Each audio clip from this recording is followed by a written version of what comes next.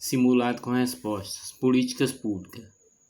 A crise sanitária global desencadeada pela pandemia de Covid-19 evidenciou a importância de programas sociais para a mitigação de seus impactos socioeconômicos, especialmente sobre as camadas mais vulneráveis da população. No Brasil, diversas iniciativas foram implementadas ou reforçadas para enfrentar essa situação.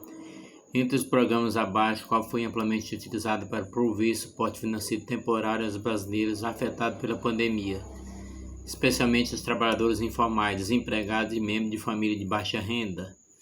Auxílio emergencial.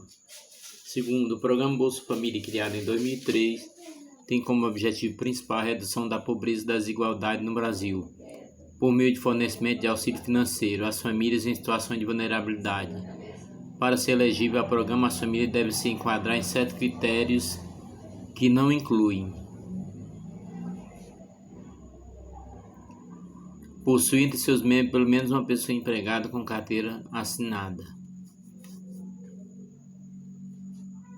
A institucionalização das políticas em direitos humanos no Brasil tem avançado significativamente desde a redemocratização do país. Essas políticas têm como objetivo garantir os direitos básicos do cidadão, promovendo a igualdade e a justiça social. Com base nesse contexto, qual das seguintes afirmações melhor representa a importância da institucionalização das políticas como política de Estado? B. Garante a continuidade e aprimoramento das políticas em direitos humanos, independente das mudanças no governo. João, residente em uma área rural do Nordeste, tem dificuldade em acessar serviços básicos de saúde devido à distância de centros urbanos. Recentemente, ele soube de um programa de governo que visa ampliar o acesso à saúde para a população como a dele, oferecendo desde atendimento primário até especializado. Qual programa de governamental brasileiro está mais diretamente relacionado à situação de João? Programa Mais Médicos. Questão 5. A Constituição Federal de 1988 estabelece mecanismos de freios e contrapesos para assegurar que nenhum poder exerça sua função de maneira absoluta, comprometendo a democracia. Qual das seguintes alternativas exemplifica corretamente um desses mecanismos? O Poder Judiciário pode declarar a inconstitucionalidade de leis aprovadas pelo Poder Legislativo. No presidencialismo brasileiro, o processo de impeachment do presidente da República envolve várias etapas e requer a colaboração de diferentes instituições do Estado. Qual das seguintes etapas não faz parte desse processo? Uma consulta popular é realizada para decidir se o processo deve continuar. Em muitas democracias, incluindo o Brasil, o referendo e o plebiscito são mecanismos de democracia direta utilizados para consultar a população por questões de grande importância. Qual a diferença entre referendo e plebiscito? No plebiscito, a população é consultada antes da criação de uma lei.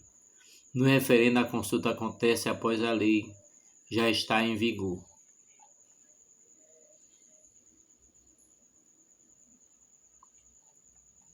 A diretoria de uma escola pública observa um aumento nos casos de bullying, especialmente direcionado a estudantes LGBTQIA+. Decidida a combater essa questão e promover um ambiente de respeito e inclusão, qual ação está em conformidade com as diretrizes do PNDH3 para abordar a situação? C. Introduzir no currículo escolar programas de educação e direitos humanos, focado na diversidade e na inclusão.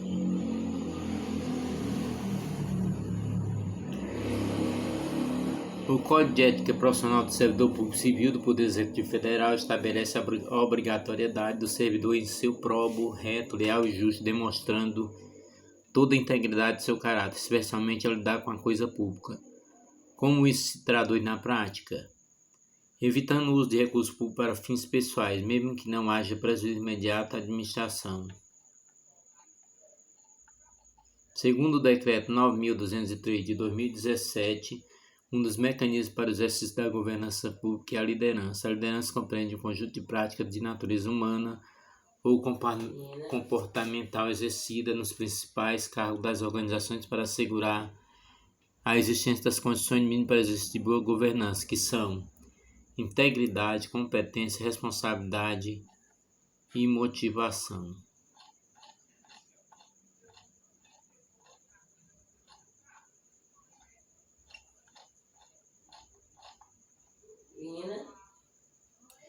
Questão número 11. A Lei 14.129 de 2021 define em seu artigo 1º sobre os princípios, regras e instrumentos para o aumento da eficiência na administração pública, especialmente por meio de desburocratização, da inovação, da transformação digital, da participação cidadã. Essa lei se aplica aos órgãos da administração pública direta federal, abrangendo o poder executivo, judiciário e legislativo, incluindo o Tribunal de Contas da União e o Ministério Público da União. As empresas públicas, sociedade de economia mista, o subsidiário controlado que não presta serviço público, as entidades de administração pública direta federal. Apenas 1 e 3. Entidade de administração pública federal, pública indireta federal, incluindo empresa pública, sociedade de economia mista. Sua subsidiária controlada que presta serviço público, autarquias e fundações públicas.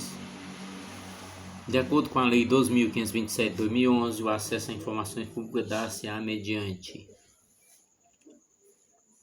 criação de serviços de informações ao cidadão no órgão e entidade do poder público, realização de audiências de consulta públicas.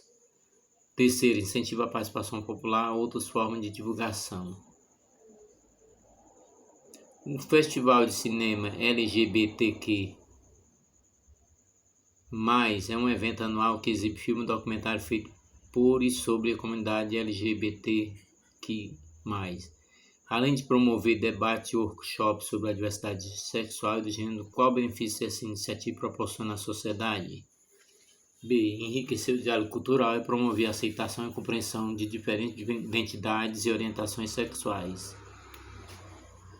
O programa Luz para Tudo, implementado em várias regiões do Brasil, teve como um dos seus objetivos a expansão do acesso à eletricidade em terras indígenas, permitindo não apenas a melhoria da qualidade de vida nessas comunidades, mas também a preservação de suas tradições de forma sustentável. Qual foi o impacto mais significativo desse programa nas comunidades indígenas? Desenvolvimento de atividade econômica sustentável que respeita a cultura e meio ambiente local. 15. A tecnologia assistiva é essencial para promover a autonomia e inclusão de pessoas com deficiências.